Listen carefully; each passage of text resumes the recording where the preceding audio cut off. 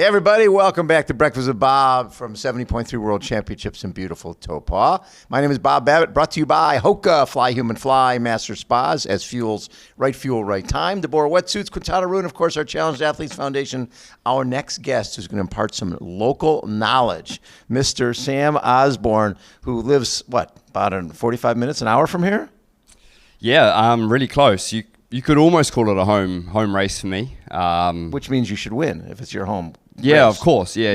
That's the way that Lots works, of right? hometown support, I guess. Yes. An advantage. I mean, the roads in Rotorua are exactly the same rough as they are here in Taupo. Yeah, and so, but you were saying that this course that they're using on the bike is different than what they've used before. Yeah, first time doing this one lap, and I think it's a little bit, or in my opinion, better. It's a little bit more rolly in the first half, which I think probably suits more New Zealand athletes. Right. A little bit better because we just seem to have a lack of, I think, flat roads around here. Every time all of us probably go training, there's lots of really rolly terrain. So thankfully they thought, well, why don't we help us out and give us a nice rolly start to the course. Exactly. Yeah, and so this year, and it's funny because when you look at your stats, what you don't see when you're looking at your stats is all the Xterra stuff. You've got 23-ish.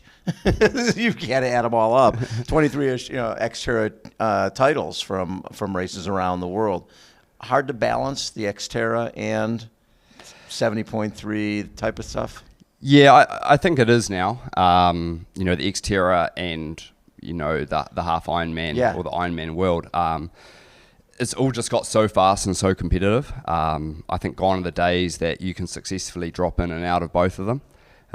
So when this was going to go ahead, World Champs was going to be here in New Zealand, it was a pretty conscious decision that I'd have to probably hang up the mountain bike and just really concentrate on the TT bike. Right. I tried to mix both unsuccessfully, and then I thought, you just need to go all chips in. Especially the way the bike has improved over the last number of years. I mean, everybody's it used to be very few people had access to wind tunnels or figuring out all the power meter, everything that goes on. The bike times have just plummeted. So you can't you can't afford not to be on that thing 100% of the time. Yeah, exactly. I think, in the sport, that is the thing that's come in leaps and bounds, is just how fast the ride is now. Yeah. I remember years ago, it was one of our bigger New Zealand races, and Gordon McCauley, who was a pro cyclist, he went under 2 hours on the bike, and everyone was mind blown.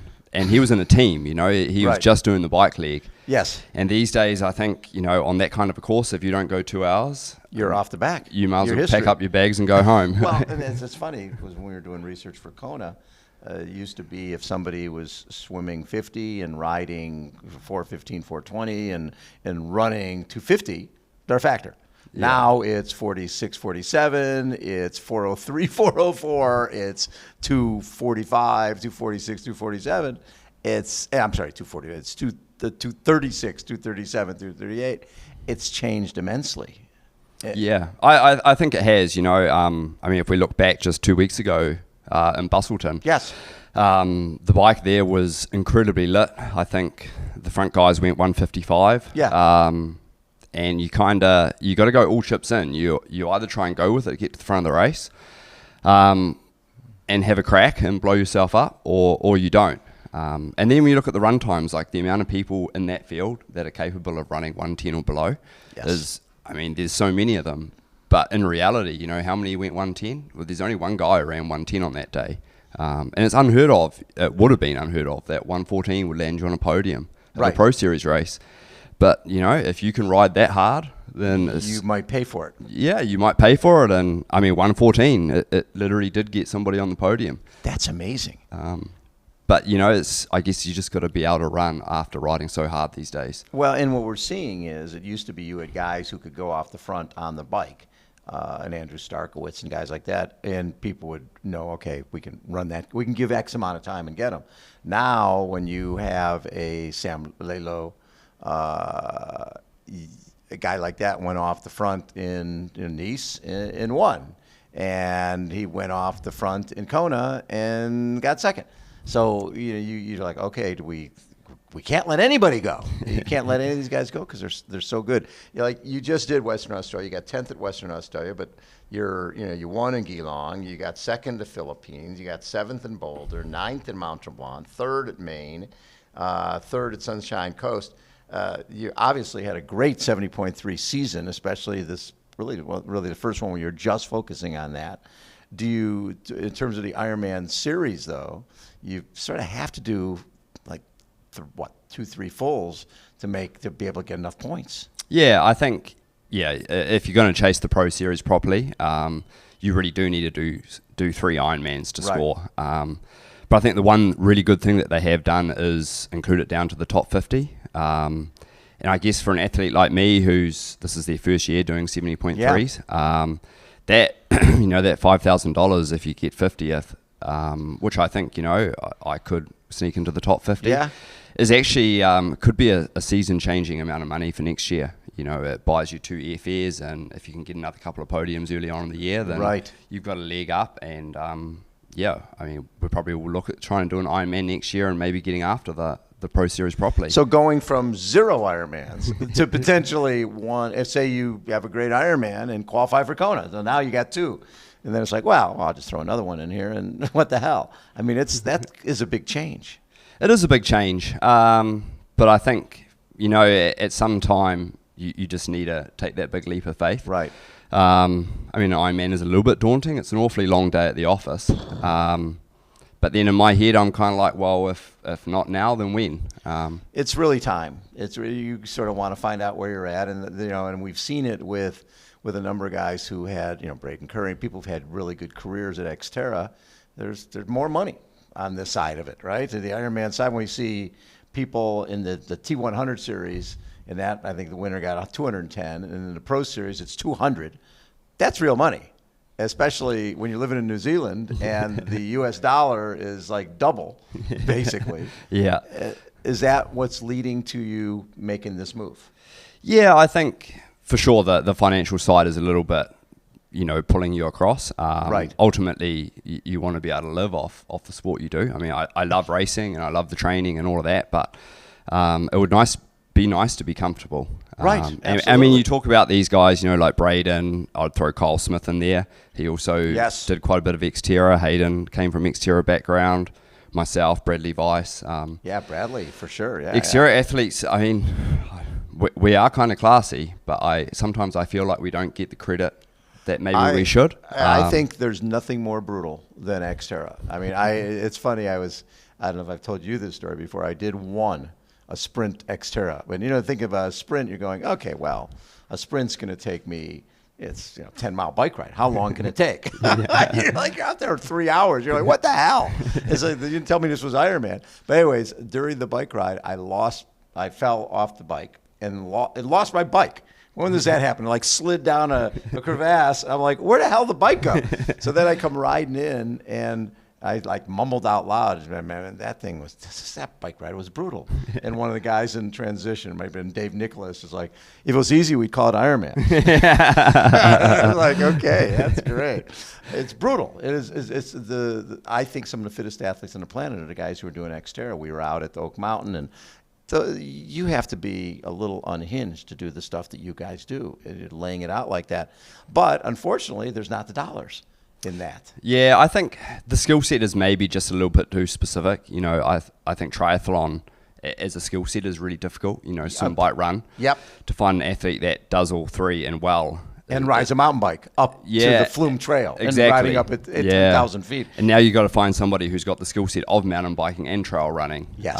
It is quite a unique skill set to be able to do all 3 and well. Yes.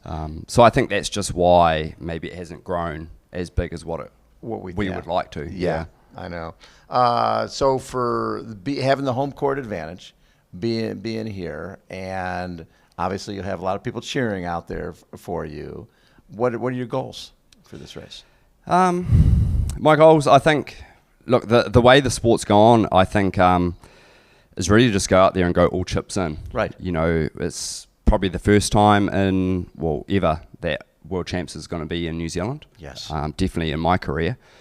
So I kind of feel like I just want to go out there and risk it all. Of course. Go all chips in. So, and see what we come out with. You know, if that's a top 10 or a top 5, that'd be amazing. And if you blow up trying, well, at least I know that I went all chips in, and I have no regrets after. Absolutely. So I think I just want to go out there and really open the taps, go as deep as I possibly can. And I think, you know, being in front of a home crowd like this is going to allow all of us Kiwis to do that. Yes. We spend essentially our entire career getting on a plane, flying to the other side of the world. And so it's going to be really special for us to actually have all of these people that know us, you know, our friends and family, standing out there and finally seeing us do what we do. I remember back in the day interviewing Craig Alexander, and he was talking about, he says, when you're from Australia or New Zealand, it's not like you can go to the U.S. or Europe for the weekend, right? It's a commitment. You've got to make that commitment of leaving home for months at a time to try to make a living, because at that point there really weren't a lot of prize money races in Australia or New Zealand. And when I look at, you know, Sunshine Coast and Maine and Mount Tremblant and Boulder, I mean, you had to leave for a period of time. Philippines, anytime you want to go race somewhere, you've got to get on a plane and go a long way. Yeah, I mean, New Zealand's such a small country, you know, what have we got, 5 million people? Yeah. So, you know, I think we do definitely punch well above our weight. But you have to travel if you want to expose yourself to this world-class competition. And, you know, I think if you see any Kiwi that's away abroad racing, you know, they've invested a lot in this. They're just not some guy who's having a crack. No. They've literally packed up their life into some suitcases and they're investing a huge amount in it, which is maybe why I think, you know, we punch above our weight. Like, we genuinely want this, and we're going after it with everything we can. It's not just easy to pack up your bags, jump on a plane, and you're back home, you know, in a couple of hours. So I think, anytime you see us on the other side of the world, we've thrown a lot at it, and it means a lot to us to be over there racing. Sure.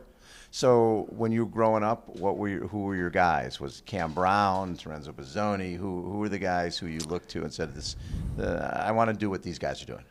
Well, when I was growing up, I think it was the Hamish Carter, Bevan Doherty era. Yep.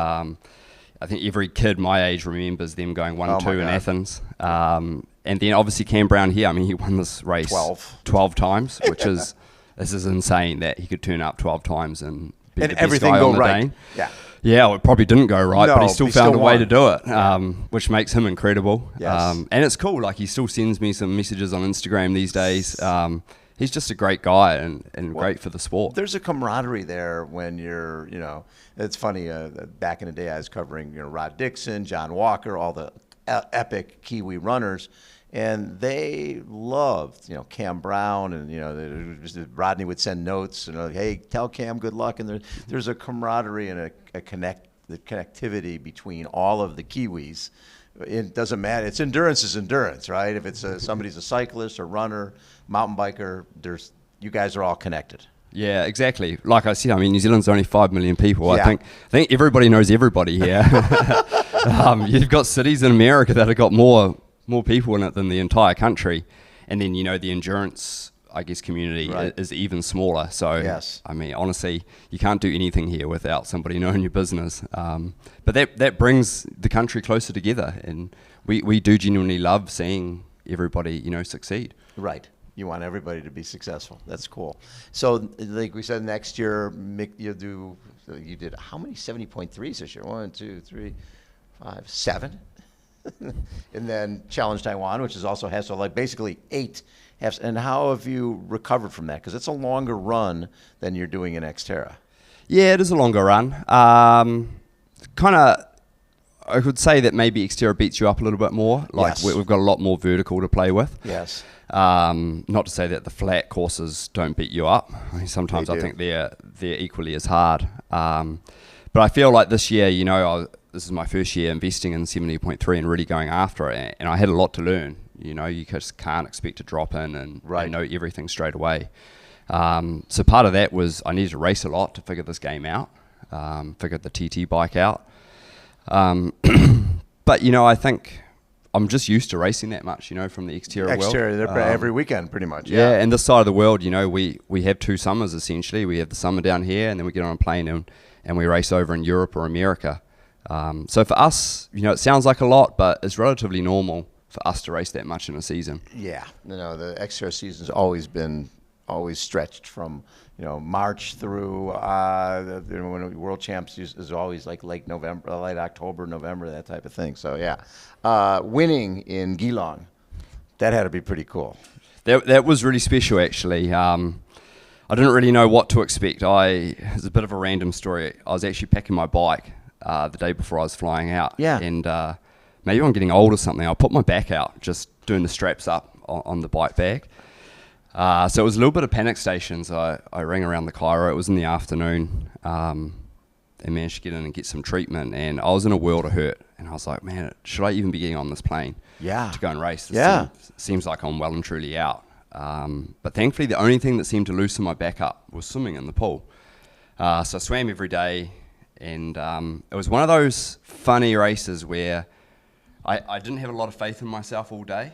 And I was in a position to lead out the swim, and I thought, well, if I lead out the swim, at least I've had a success out of today. Yeah, right. And I was sitting on the bike, and my back was getting a little bit niggly, and I thought, I don't know how this is going to go when I get off this.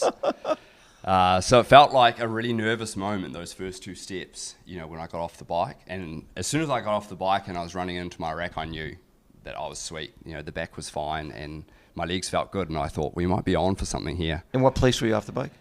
It was a big group off the bike. I think there might have been 8 of us or something come off the bike together. Yeah. But I hit the front of the run early on. And then Tom Bishop and I ended up having like a massive ding-dong battle the entire run. So fun. Which that's the moments you live for, is those kinds of races. That really close. You throw in an attack, you hope that it succeeds, and then you wait for the counter. Right. Yeah. And then when did you get away? The only time I seemed to be a little bit better than him was on the hill in Geelong. On the climb. On the climb. And was it a multiple loop? It was a 2-lap course. Yeah. And I actually closed the gap on the first lap going up the climb. And I thought that's my only opportunity. He was actually running better than me down hills, which actually pissed me off, if I'm honest. Like, I'm an Xterra guy. You should be running downhill. This road guy is running better than me downhill. But, in my head, I was like, I must go on the hill. It's my only chance. The only place I feel like I'm better than him. Yes. Was a little way of the way out. But it was one of those things, I think you just go all chips in. And you just hope that if you're hurting that bad, that surely he must be too. Right. And thankfully I managed to get a gap, and I think the gap that I got on the hill is how it stayed for the rest of the run. And he's probably thinking, I'm going to make the move at the top of the hill because I'm a better downhill runner. I'm sure he was like, I've had him on the ropes every single time down the downhill. I'm going to nail him. But wait, what are you doing? Don't leave yet. We haven't gotten to the top of the hill. It's my turn. I like that so much. That's when you have a race like that. And I was out. Was that early season? That was my first. Your first one? First 70.3 of the year. Yeah, and you're thinking, this is nothing. This is great. I'm just going to go undefeated. I'm going to win like 7 or 8 of these things. That is very cool. What a fun time. Now, is that the only 70.3 you've won? That's the only one, yeah. It was just Geelong, and then I went to the Philippines. Definitely brutal racing over there, but I managed to get second there. That had to be hotter than crap. It was unbelievably hot, and I think it was even worse this year than other years because at the press conference, even the Filipinos were concerned about the heat there, which made us rather concerned. Yes, But man, it really is like racing on the sun there, Yes. I mean, they do a great job with aid stations, but I feel like you can only put so much ice on you. Yes. But at the end of the day, it's actually not cooling your core temperature down. You're just tricking yourself until eventually you do start to cook, and then things go upside down very quickly. But this has to be sort of fun for you, but since you've been doing Xterra for so long, you can do the same circuit, you know where you're going. It's never dull because the racing is so great. But this is sort of new guys a little bit, and you're racing side by side with Tom Bishop, and I don't know if you've ever done that before, but it's sort of like a new part of the career. It is. You're right. I think a change is always really, really welcome. And I've raced Xterra for a long time. I've been in the off-road world. Yes. I never managed to win a world title, but I had 4 podiums between Did you win a world title in Hawaii? No, my best was a third Okay. in Maui. And I've had 3 podiums at Cross Tri Worlds. Yes. But I kind of felt like I'd achieved everything I kind of could have in the off-road scene. And it was just, it was time to change. Yes. And I think when better time to change than when you got world champs at home. In your hometown, yeah. And it's going to be crazy with all the family out there and friends out there watching you. That's going to be fun. Thank you so much for taking time, bud. It's going to be a good time for you this weekend. And I like the fact that you're all in. The fact that, hey, I got nothing to lose, right? You're just not like you want to get in the top 50. If you want to get top 50, you sort of need to produce something. Exactly, yeah. I think that's kind of always the way I've raced is you have to go all chips in. And then if off-road triathlon taught me anything, expect the unexpected and just go after it. Yeah. Well, and the deal with off-road is you have to attack on the bike. You can't be coming from behind on those narrow trails. You have to be at the tip of the front end of it if you want to win those races. Yeah, absolutely. And I think no race plan is the best race plan. I mean, that's what off-road teaches you. You can't really go in with a solid plan, and I always think that's actually been really useful going forward. I don't care whether it rains or if it's windy or we're used to that. It might be muddy, it might bucket down overnight, you might have to change tires, whatever. It's just whatever the day throws at you. I'm ready for it. And a lot of times road tri folks are have a little bit of an issue, and oh my God, it's windy, it's rainy, there's a crack in the road. That's great. Thank you so much for taking time. It's always a pleasure to chat with you. Thank you. All right, Sam Osborne has been our guest. That is a wrap for day 2. Breakfast with Bob from beautiful Taupo. Check us out tomorrow. We'll get a full day. And thanks again for tuning in. See ya. Bye.